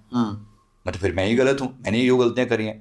तो नहीं, ऐसा नहीं है कि सारी ये बातें आपका मन मतलब बनाता है, ऐसा तो नहीं है। क्योंकि इतनी लॉजिकल चीजें बना सकता है तो यार फिर नमस्कार ऐसे मन को भी। पर सर ये तो प्रूव करना बहुत इजी है कि पास्ट लाइफ होती है। हाँ। मतलब जैसे आपने भी अपने 30 जन्म देखे हैं, आई एम श्योर 30 में से कुछ तो ऐसे होंगे जो रिसेंट हिस्ट्री के होंगे, हाँ बिल्कुल। है ना। हाँ हम लोग बहुत इजीली, ऐसे अगर आप बोल रहे हैं आपने कितने लोगों के पास्ट लाइफ करे होंगे, मैंने वो 6,000 से ज़्यादा लोगों के। 6,000 से ज़्यादा लोग, अगर उसमें से 600 लोग भी उस जगहों पे जाके हाँ उस चीज़ को प्रूव कर सके कि हाँ बिल्कुल, मेरा यहाँ पे हाँ, मैं ऐसा कोई रहता हाँ, था, तो बहुत इजीली प्रूव हो जाएगा। बिल्कुल प्रूव हो जाता है, होता है, वो भी होता है। मैंने अपने पिछले जीवन में यमुनानगर का मैंने बताया, वहाँ पर जो गुरुद्वारा था, मैंने गुरुद्वारा जाकर देखा मैंने, और मुझे पता था कि सर गेट इस तरफ से है और उसके पीछे जाके एक वो स्टोरेज सी बनी हुई है, वो मुझे वो भी पता थी। पीछे थोड़ी दूर जाके कुआं भी था, मुझे वो भी याद था। अब ये मैं बैठ के कल्पना कर रहा हूँ तो ये इतना आसान तो नहीं लगता कि भाई मैंने सारी बैठ के मैंने कल्पना करी होगी और फिर मैं जाके देखा मैंने, नहीं, इतना आसान तो नहीं लगता। यानी कुछ ना कुछ तो मन ने देखा ही है ना। आपने 6,000 में से जितना करा उनमें से किसी ने कोई जाके देखा है कुछ कि मैं कहाँ पैदा हुआ था, कैसे हुआ था? काफ़ी लोगों का देखा, मतलब पिछले लोगों की बचपन हिस्ट्री, किसी पर्टिकुलर गांव की जो बात है ना, वहां तक भी हमने निकाल के देखा कि भाई इस गांव में पैदा हुआ था। उस गांव में उसने ये तक बता दिया बंदा यहाँ पे, क्योंकि मैं जिस गांव से, जैसे पुनर्जन्म होके एक लड़के का, हिसार का लड़का था, उसका जो अगला जन्म हुआ वो किसी कैथल करके जगह है हरियाणा में, तो दूसरी जगह पर वो कैथल में उसका जन्म हुआ। तो उसने वहाँ के गाँव के बारे में बता दिया था कि वहाँ पर जो वो तालाब के पीछे जो है ना, वहां पर उसने बताया कि मंदिर टाइप का बना हुआ है, उस मंदिर के अंदर फलानी फलानी मूर्ति है, और उस मंदिर के राइट साइड में जो है ना एक भैरव जी की मूर्ति है। मैं वहां बैठा करता, तो उस मूर्ति के पास मैं बैठा करता। अब यार ये बंदा यहाँ बैठ के वो भैरव जी की मूर्ति के बारे में कैसे बता सकता है? मतलब ऐसे करके जो बिल्कुल एक नोविश, एक 5 साल का बच्चा बता रहा है कि मैं उस जीवन में मेरा जन्म वहाँ हुआ था। तो इतनी डिटेल तो हमने बहुत सारी निकाली है। मैं ऐसी एक्सप्लेनेशन देने लगूंगा तो बहुत सारी हैं, जहां पर हम पूरी डिटेल में जाकर कि इसी जन्म में इसी जगह पर ऐसे ऐसे जन्म हुआ था, वो हम निकाल के दिखा सकते हैं कि हाँ ये बंदा बोल रहा है। और वो डिटेल इतनी एक्यूरेट है, यहाँ तक कि उसने नाम तक बता दिए कि फलाने घर में उसके पिता का नाम ये है, उसकी मम्मी का नाम ये है, उसके बेटे का नाम जो पिछले दिनों का बच्चा है उसका नाम ये, वो सारी बातें बता सकता है। ऐसे बहुत सारे प्रूफ हैं। ओके। एक चैनल भी है हरियाणा 24, पता नहीं ऐसे कुछ नाम से एक चैनल है, उसमें उस सारे ऐसे पास्ट लाइफ को कैप्चर करता है वो बंदा। मतलब वो पूरा चैनल ही इसी नाम पे बेस्ड है। तो मैंने वो उसमें देखा तो कुछ बातें तो बड़ी, क्योंकि उसमें वीडियो बना के दिखा रहा है। मैं तो देखो थ्योरेटिकली मैं जाके वीडियो तो नहीं बना रहा हूँ, मैंने वो सब तो नहीं देखा, लेकिन मैंने ऐसे बंदे को भी देखो पूरा वीडियो बना के सामने कैमरे के सामने ऑन फ्रंट बोलता है कि देखो ये वहाँ गया, वहाँ जाके दिखाया। ऐसी बहुत सारी घटनाएं जो है ना हमारे उसमें भी आती हैं। तो होता तो कहीं ना कहीं तो एक्सप्लेनेशन है ही ना इस चीज़ों की। तो ये सर होता कैसे है, इसका थोड़ा सा प्रोसेस आप बता सकते हो? जैसे जब आप PLR करते हो, हाँ जी, तो कैसे होता है? क्या उसको बंदे को काफ़ी टाइम लगता है, या हर एक का पिछला जन्म होता ही होता है और बहुत जल्दी आराम से बहुत इजीली दिख जाता है? ईजी तो नहीं होता, देखो थोड़ा है मुश्किल ये है। हाँ। बंदा उतना रिलैक्स ही नहीं हो पाता, सबसे बड़ी प्रॉब्लम ये है, रिलैक्स ही नहीं हो जैसे पाता। मेरे जैसे आदमी को बहुत डिफिकल्टी होगी मुझे लगता है। बिल्कुल, जो लोग बहुत ज़्यादा ओवर थिंकर है ना, उनके लिए पहुंचना बड़ा मुश्किल है, उसका रेशियो बड़ा कम है। मैं अभी सामान्य एक प्रोसेस होता है जैसे योग निद्रा, एक 30 मिनट की योग निद्रा मैंने यूट्यूब पे डाली हुई है, कभी योग निद्रा करके देखना। उसमें एक अवस्था आएगी लास्ट, मतलब अगर आप सारी चीज़, जैसे मेरा पैर रिलैक्स हो रहा है, मेरे हाथ रिलैक्स हो रहे हैं, मेरी पूरी बॉडी रिलैक्स हो रही है, लास्ट में सब करते कराते एक एंड मोमेंट पे खा जाएगा। अब अगर आपका सब कुछ रिलैक्स हो चुका है तो मैं जो कहूँगा आपको बिल्कुल चीज़ें क्लियर दिखाई पड़ेंगी। जैसे उगते हुए सूरज को देखो, पर क्या उगता सूरज क्या आपको क्लियर दिखता है? एग्जैक्ट जैसे मतलब अभी अभी सूरज उगा लग रहा है। अगर आप जितने रिलैक्स हो गए ना उतने आपको क्लियर दिखेंगी चीज़ें। Okay, right. अगर रिलैक्स नहीं होना उतना अधूरा अधूरा सा धुंधली सी इमेज दिखाई पड़ेगी। तो वो रिलैक्सेशन अचीव करना एक बड़ा मतलब स्ट्रगल है, क्योंकि बंदे ने कभी इतना रिलैक्स किया है नहीं। ज्यादा दिक्कत क्या होती है, जैसे को ज्यादा रिलैक्स कराओ सो जाते हैं लोग। अच्छा। अब कराटे चालू हो जाते हैं, हम तो उसको कह रहे हैं कि रिलैक्स करके पास्ट में जा, वो कराटे चालू हो जाते हैं उसके। तो यहाँ हमारे लिए बड़ी प्रॉब्लम हो जाती है, ये इतना ईजी नहीं है। तो कभी कभी ऐसा लगता है कि यार मैंने पूरा आधा पौना घंटा इस पर मेहनत करी, इसको ट्रांस में जाने के लिए, सो गया। तो उसको फिर बार बार ट्रिगर करना पड़ता है कि भाई जागते रहो, काइंड ऑफ यू नो। तो वो उसमें काफी स्ट्रगल होता है। तो हर एक को अपनी लाइफ नहीं दिखाई देती? नहीं दिखती है अब, लेकिन थोड़ा कई बार एफर्ट मल्टीपल टाइम लगाने पड़ते हैं। हो सकता है एक बारी में ना पता लगे, दूसरी बारी, तीसरी बारी, चौथी बारी में तो दिखती है। जैसे अगर किसी सोल का ये पहला ही जन्म है, उसको कुछ दिखाई देगा? हाँ, उसको ये दिखाई देगा कि वो पिछले जन्म में कम से कम ये था कि कोई एक प्रकाश रूप में कहीं से उतरा। कुछ तो दिखाई देती है। मतलब इतना समय की शुरुआत तक भी जा सकते हैं? ये पॉसिबल है, ये पॉसिबल है एक सर्टेन टाइम के ऊपर। क्योंकि देखो सोल रूप में जब हम थे ना, सोल रूप में प्रकृति आपके सामने सारे भेद खोल देती है। जब हम आत्मा थे, ये तो जब शरीर धारण किया ना, शरीर धारण करने में सोल में एक स्पिरिट में क्या फर्क होता है, यही फर्क होता है। सोल मतलब जो बिल्कुल इंडिपेंडेंट है, जो फ्री है। जब वही सोल एक स्पिरिट वर्ल्ड उसने ले लिया, एक रूप ले लिया, तो अब इन संस्कारों से बंध गई वो। अब उसके अंदर कुछ लिमिटेशंस हैं जो एकदम सोल वर्ल्ड से कनेक्ट नहीं हो सकती, जो तुरंत कनेक्शन नहीं होता, उसमें एफर्ट लगाने पड़ते हैं। जबकि अब हम इस वक्त जो है जैसे स्पिरिट फॉर्म में, अब हम आम लोगों से आप और मैं इंटरेक्ट कर पा रहे हैं, लेकिन सोल अगर मुझसे बात करे, कोई स्पिरिट मुझसे बात करे, वो आप और सबके लिए सामान्य सी बात नहीं है उनसे कनेक्ट कर पाना। बिल्कुल। तो मुझे उतनी सेंस होगी तो मैं कनेक्ट कर पाऊंगा, नहीं तो नहीं कर पाऊंगा। तो जिसका जितना लेवल होता है वो उतना तो याद रख पाते हैं, बाकी लोग फिर भूल जाते हैं। हाँ, तो इतना ही होता है। सर जैसे एक बात, जैसे गीता में आके आपने काफ़ी वो बताया कि गीता में भगवान श्री कृष्ण ने बोला कि सब कुछ मैं ही हूँ। हाँ। गीता में भगवान श्री कृष्ण ने ये भी बोला है कि भाई ये पहली बार नहीं हो रहा। हाँ, ये पहले लाखों बार हो चुका है। हाँ, और ये लाखों बार आगे भी होने वाला है। तो मतलब सब कुछ ऑलरेडी हो चुका है। ऐसा भी बहुत कुछ है, पर ये है कि सब कुछ का मतलब यहाँ पर क्या है, जीवन और मृत्यु का चक्र ही कई बार चल चुका है। नहीं, जैसे उन्होंने बोला कि महाभारत पहले कई बार हो चुकी है, मैं यही ज्ञान तुझे ऑलरेडी कई बार दे चुका हूँ। हाँ, ठीक है। और ये भी एक मजेदार बात है। मतलब अगर इसको कहें तो ये कंसेप्ट और इससे हायर लेवल का है, अगर उसकी एक्सप्लेनेशन में जाएं तो जैसे अगर सब चीज़ें हो चुकी हैं ऑलरेडी, तो फिर तो टेक्निकली हमारी सोल को फ्यूचर भी पता होगा। हाँ, अगर उस एंगल से देखें तो यस। तो क्या हम लोग PLR करते हैं तो हम लोग हमेशा पास्ट में जाते हैं, हम लोग फ्यूचर में नहीं जा सकते? देख सकते हैं, फ्यूचर भी पॉसिबल है। जैसे पास्ट लाइफ रिग्रेशन होता है, हाँ। ऐसे फ्यूचर लाइफ प्रोग्रेशन भी पॉसिबल है। बहुत से लोग आगे सवाल करते हैं मेरा अगला जन्म कहाँ होगा बताओ। हाँ। और मैंने बहुत से लोगों का पास्ट मतलब फ्यूचर देखने की कोशिश करी, तो मुझे बहुत लोगों के पता चलता है कि जैसे ये बंदा, मैं देख रहा हूँ कि मैं अमेरिका में पैदा हुआ हूँ, बड़ी बड़ी बिल्डिंग्स हैं। भाई तुम डेफिनेटली अमेरिका के ख्वाब देख रहे होगे, तो अमेरिका में पैदा होने की तुम्हारी पूरी पूरी संभावना है। मतलब लोग अभी हैं, आधे से ज्यादा हिंदुस्तान हो सकता है अमेरिका के ख्याल देख रहा हो, कोई बहुत बड़ी बात थोड़ी है। बिल्कुल। ये अलग बात है कि अमेरिका इंडिया के ख्याल देख रहा हो, वो भी समय आने ही वाला है। मैंने 2025 के बारे में बोला है, तुम देखते रहो। आधा अमेरिका इंडिया में ना पड़ा तो फिर कहना, फिर तुम्हें आधा का मतलब, चलो आधा नहीं वैसे कहने अपनी पॉपुलेशन, मतलब आधे का मतलब यहाँ पर ये है कि जो आज हमारे इंडियंस वहां पर है ना, एटलीस्ट ये भर भर के इंडिया वापस लौट के आएंगे। कुछ तो उन्होंने भेजना शुरू भी कर दिए हैं और सीरियस है मैटर, ये थोड़ा बहुत नहीं है। और वो भी बांध के भेजे हैं, वो बहुत बड़ा बुरा लग रहा है वो बात सुन के भी। लेकिन 20,000 से लोगों की लिस्ट बना के रखी हुई है, बिल्कुल थोड़ा नहीं है ना वो।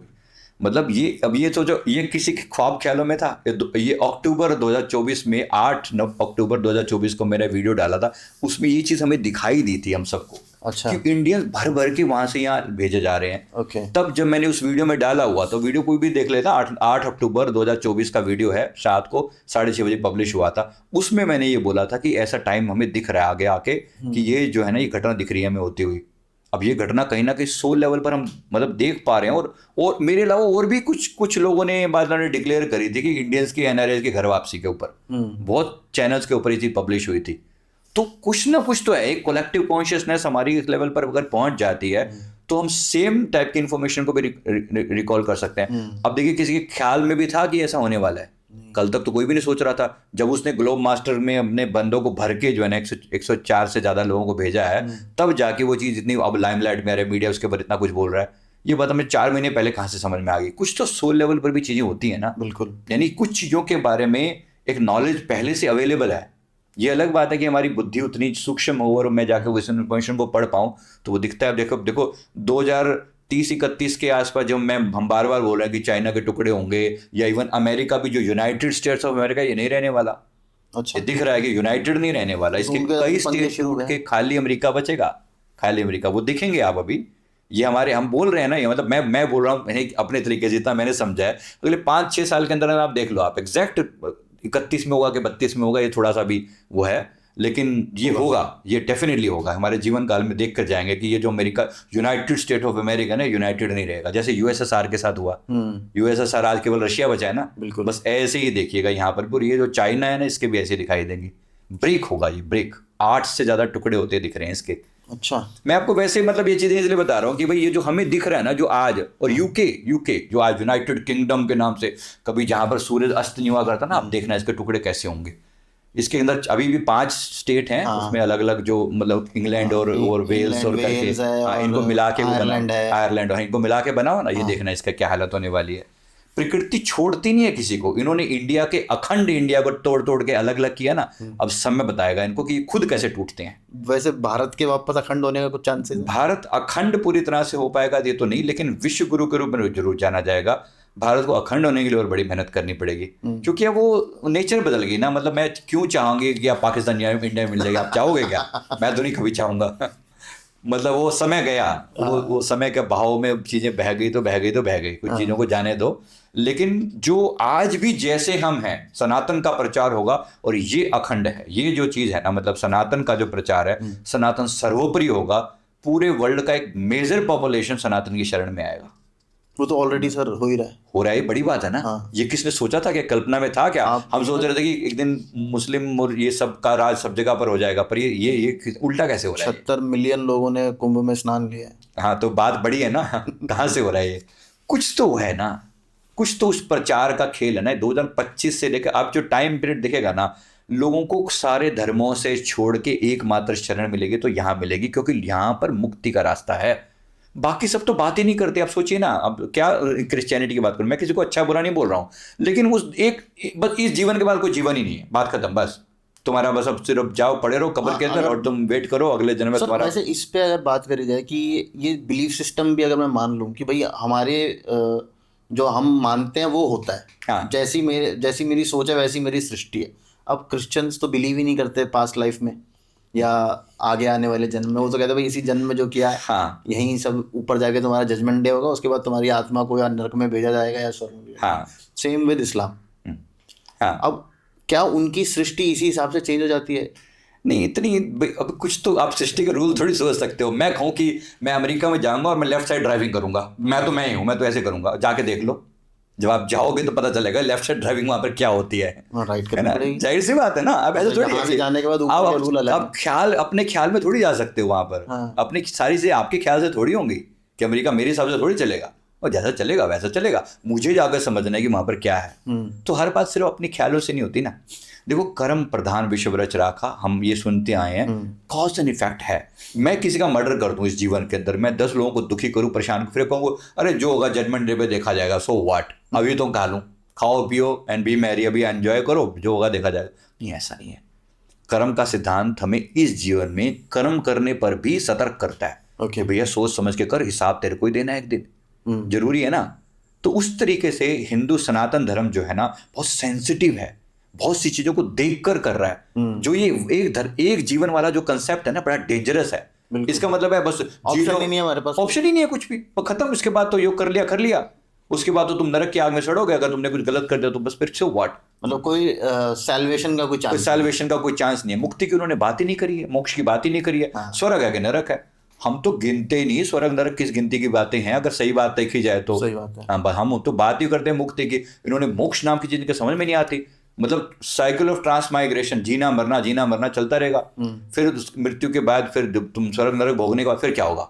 अगर कभी तो एक एंड होगा कि नहीं होगा, या अनंत तक तुम सड़ते रहोगे? नहीं, ऐसा नहीं है। कहीं ना कहीं हमारे वहाँ ऐसी भी तो कोई गलती नहीं हो सकती जिसको तुम ठीक नहीं इन्फिनिटी तक तुम ऐसे बढ़ो, ये भी तो बात है ना। तो ऐसा नहीं है, प्रकृति ने हर चीज का एक इलाज रखा हुआ है। गलती करी है तो पश्चाताप करके अगला जीवन बेटर बनाया जा सकता है। ओके। तो हमारा जीवन, मतलब हमारी जो एक्सप्लेनेशन है ना, हमारे जो वो है ना, अब इतने सारे अंग्रेजों को भी तो समझ में आ ही रही है ना, हमारे भारतीयों को समझ में क्यों नहीं आ रही? मुझे अपने भारतीयों को समझाने के लिए इतना दिमाग लगाना पड़ रहा है, इतनी एक्सप्लेनेशन देनी पड़ रही है। अरे भाई, कुछ तो समझोगे कि नहीं समझोगे? और कुछ चीज़ें ऐसी होती हैं जिसके लिए एक्सप्लेनेशन ना मांगी जाए तो भी ऐसा नहीं है कि हमें नहीं समझ में आ रही तो होती नहीं है। हाँ, जाहिर सी बात है, राइट। ये अमेरिका वाली जो मैंने बात करी ना, मैं लेफ्ट साइड ड्राइविंग करूंगा जी, अब आपकी मर्जी है भाई, मैं तो सोच के जाऊंगा, मैं तो वहीं करूंगा। तू जाके तो देख, मतलब मैं कह रहा हूँ कि जो व्यक्ति जाएगा ना उसको पता चलेगा ना, तुम जाके तो देखो कि क्या बात कर रहे हो। ऐसे नहीं ना, मेरे कहने सोचने से सब कुछ चिड़ हो जाता। कुछ तो प्रोपेगेशन होता ही है ना। कोई जो हायर सोल्स हैं, जब हमारे ऋषि मुनि उस लेवल तक अपग्रेड हो चुके थे, जो फ्यूचर को देख पा रहे थे, 10,000 साल पहले भगवान श्री राम के जन्म से 10,000 साल पहले उनकी जीवन कथा लिखी जा चुकी है। कोई खेल थोड़ी है ये। क्या आज भी फ्यूचर विजन पॉसिबल नहीं है? बिल्कुल पॉसिबल है। मेरे जैसा एक सामान्य सा तुच्छ सा इंसान भी, मैं कह रहा हूँ कि मैं इतनी चीज़ें प्रेडिक्ट कर सकता हूँ और उनमें से इतनी ज़्यादा चीज़ें ठीक हो सकती हैं। तो इतनी बड़ी बड़ी हस्तियां जब बैठ के प्रेडिक्शन करती होंगी कि वो पागल थोड़ी होंगे वो। बिल्कुल। नेस्ट्रेडेमस जैसी हस्तियां जो बैठी हैं, जिन्होंने इतने बड़े बड़े प्रेडिक्शन कर रखे हैं, या इसी तरह से जिन्होंने भविष्य मालिका लिखी है, उन्होंने भी तो, अच्युतानंद जी महाराज जी ने, उन्होंने भी तो भविष्यवाणी करके देखी है ना। यानी ऐसे लोग हैं जो इतने बियॉन्ड की चीजें भी देख पाते, जो आम सामान्य इंसान की रेंज से परे हैं। इसका मतलब है प्रकृति के पास हमारी नॉलेज सीमित हो सकती है, लेकिन ज्ञान का भंडार असीमित है सीमित है। और वहां तक पहुंचा भी जा सकता है, कोई तो पहुंच सकता है। सर एक बात बताइए, ये वैसे पीएलआर का बेनिफिट क्या है? भगवान ने एक सिस्टम बनाया, जो हमने बहुत देर पहले इसमें बात कर ली कि एक सिस्टम है। भगवान ने एक सिस्टम बनाया, हमें भेजा जाता है यहाँ पे, हम भूल जाते हैं। ये भगवान का सिस्टम है। तो हम कौन होते हैं भगवान के सिस्टम में इंटरफेयर करने वाले कि भाई मैं याद दिलाता हूँ तुझे कि भाई पिछले जन्म में तेरे साथ ये हुआ था, और फायदा क्या है इससे? नहीं, बात क्या मैं कुछ जान लूंगा मेरे पिछले जन्म के बारे में, तो क्या मेरी ज़िंदगी बदल जाएगी? बिल्कुल बदलने की बात है ना। बात देखो ये है कि जैसे मैं एक एग्जांपल से बताता हूँ। एक लड़की हमारे पास आके बोलती है कि मेरे जो इन लॉज हैं मुझे बहुत तंग करते हैं, सारे इन लॉज। मतलब वो लड़की बड़ी सॉफ्ट सी है, मतलब आज के टाइम में बात करोगे तो एक डॉक्टर है, MBBS डॉक्टर है, किसी बहुत अच्छे, नाम नहीं ले सकता ऑब्वियसली, किसी बहुत अच्छे मेडिकल कॉलेज में वो इस समय में मतलब MBBS पढ़ चुकी है और वो वहाँ पर प्रैक्टिस करती है। तो डायग्नोस्टिक सेंटर है वहाँ पर, तो वहाँ पर वो प्रैक्टिस करती है।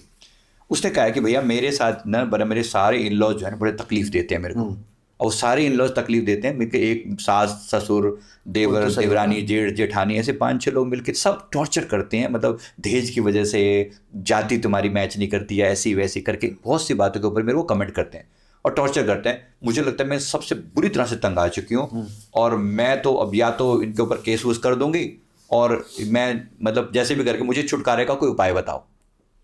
अब देखो, अगर आप लड़ने लगो तो बेशक लड़ सकते हो, उसमें मुझे कोई भी दिक्कत नहीं है। ये आज इन सब को बुरा मान के बैठी हुई है कि मेरे साथ बुरा क्यों हो रहा है। ये सवाल कर सकते हैं, वैलिड सवाल है बिल्कुल, कि मेरे साथ बुरा क्यों हो रहा है। जब हमने इसका पास्ट देखा तो ये जो सॉफ्ट सी, सामान्य सी, बिल्कुल एकदम दिखने वाली प्यारी सी बच्ची है, इसका पास्ट में देखा कि एक खतरनाक लुटेरा है। अच्छा, ये लड़की जो है एक लुटेरा है किसी जीवन में, और ये सॉफ्ट मीठा बन के लोगों को लूटता है।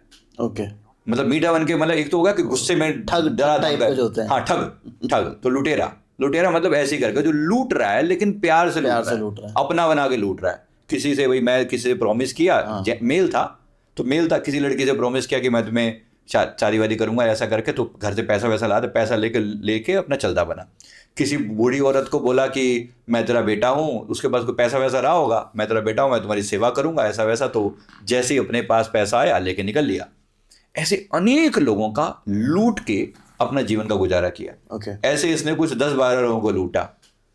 अब इस जीवन में वो सारे लोग इसको बना देगा फीमेल, और वो सारे लोग इसके रिश्तेदार बन के, इन लॉज बन के आकर बैठ गए। राइट। अब देखो, अगर बात इसकी पहले की बात मैं देखता, इसके पास क्या था? सिर्फ एक ब्लेम था, ब्लेम। सारी दुनिया बुरी और मैं अच्छी। शायद आप भी को, मैं किसी को भी स्टोरी सुनाऊंगा, हम सब उसी का फेवर करेंगे। बिल्कुल, यार बहुत गंदा है यार, हमारा समाज बहुत गंदा है, लोग बहुत बुरे हैं, इस लड़की के साथ बहुत बुरा हो रहा है क्योंकि ये लड़की बहुत शरीफ है। लेकिन अब पूरी पिक्चर पलट गई। जैसे इसने अपना पास देखा, पूरी पिक्चर रिवर्स हो गई। ये तो विक्टिम शेमिंग टाइप नहीं हो गई सर? बात कुछ भी देखो ना, अब ये जो अब तक सबको ब्लेम कर रही थी, अब विक्टिम कौन? खुद वो।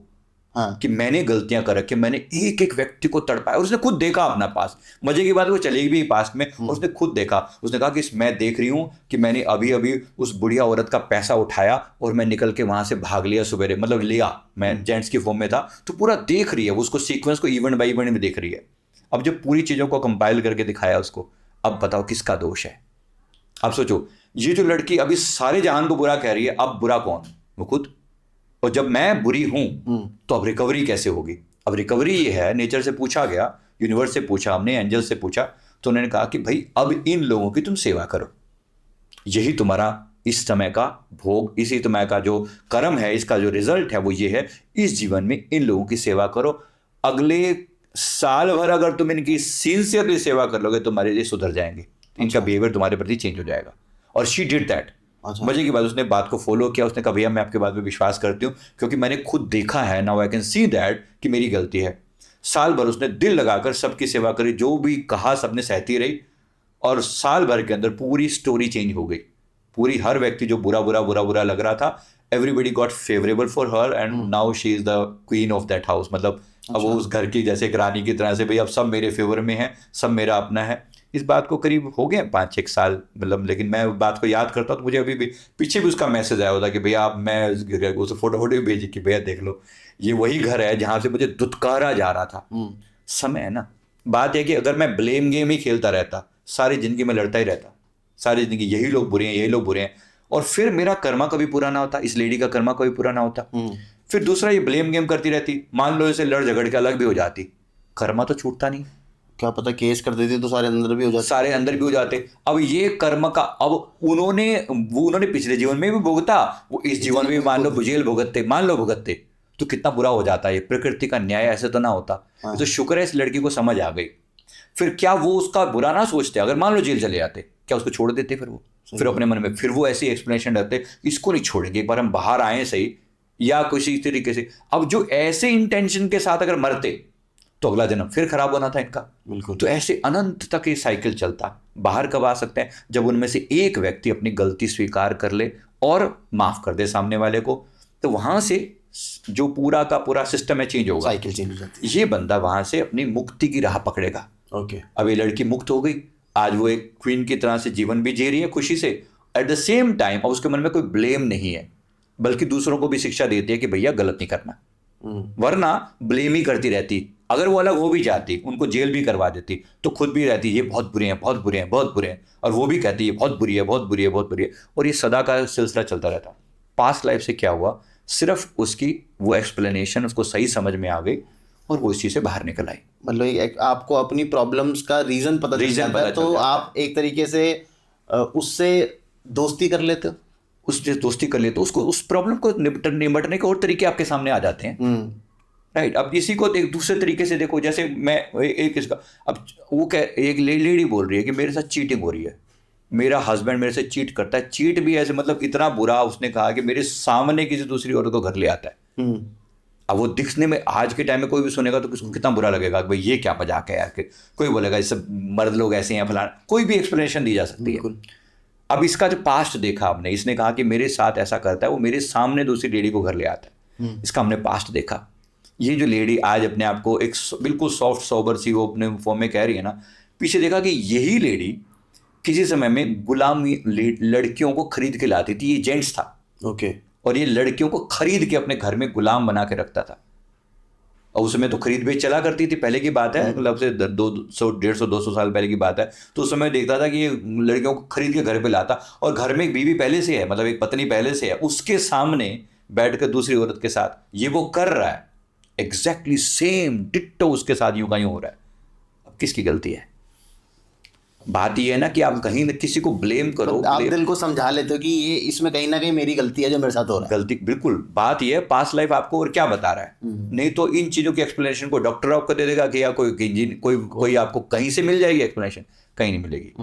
पास्ट लाइफ सिर्फ आपको क्या कर रहा है, उन बेसिक मूलभूत चीजों के प्रश्नों के उत्तर दे रहा है। और अगर आप माफी मांग लेते हो, मतलब मान लो मैंने कोई गलती करी, मेरे को समझ में आ गया कि यार गलती तो भारी थी। एक बंदे का है, उसके ना पूरी बॉडी में ना पेन रहता है, कहता है कभी यहाँ कोई चीज़ हो जाएगी, जैसे यहाँ कोई वो हो गया, पेन होना शुरू हो गया। अब उस पेन का कोई कारण भी समझ में नहीं आता, कभी यहाँ हो जाएगा, फिर वहाँ हो जाएगा, फिर यहाँ हो जाएगा, फिर बॉडी के अलग अलग पार्ट में। तो इसका उसके पास कोई एक्सप्लेनेशन नहीं था, सारे डॉक्टर्स के पास कोई एक्सप्लेनेशन नहीं था। हमने पता किया तो ये बंदा पिछले जन्म में शिकारी था। ओके। शिकारी गुलेल में वो डार्ट सा लगा कर ऐसे खींच के मारता था पक्षियों के, किसी की गर्दन पे जाके लग रहा है, किसी के पेट पे जाके लग रहा है, उसको कहाँ वो देख रहे थे, दूर से निशाना लगा रहा है, तो जिसको मार रहा है मरे जा रहे हैं वो पक्षी को ऐसे। अब जिस को जो तकलीफ दी, क्या वो रिवर्ट नहीं होनी चाहिए?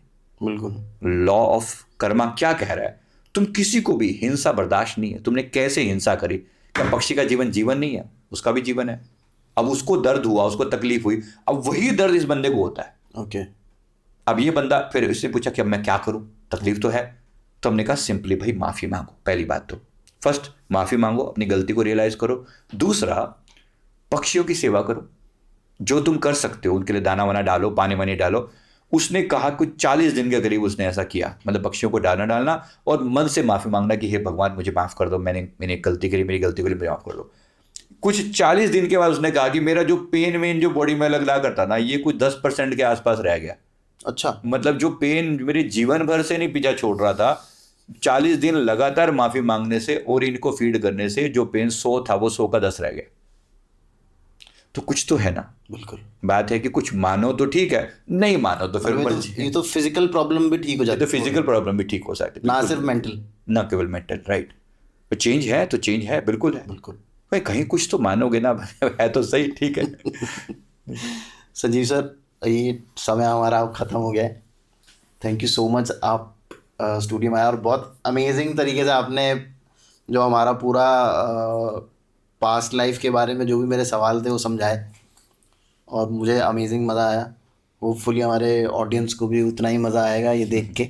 जी। और आप संजीव सर से अगर आप पीएलआर कराना चाहते तो मैं उनके डिटेल्स उनके डिस्क्रिप्शन, वीडियो के डिस्क्रिप्शन में डालूंगा, आप प्लीज़ बात कीजिए।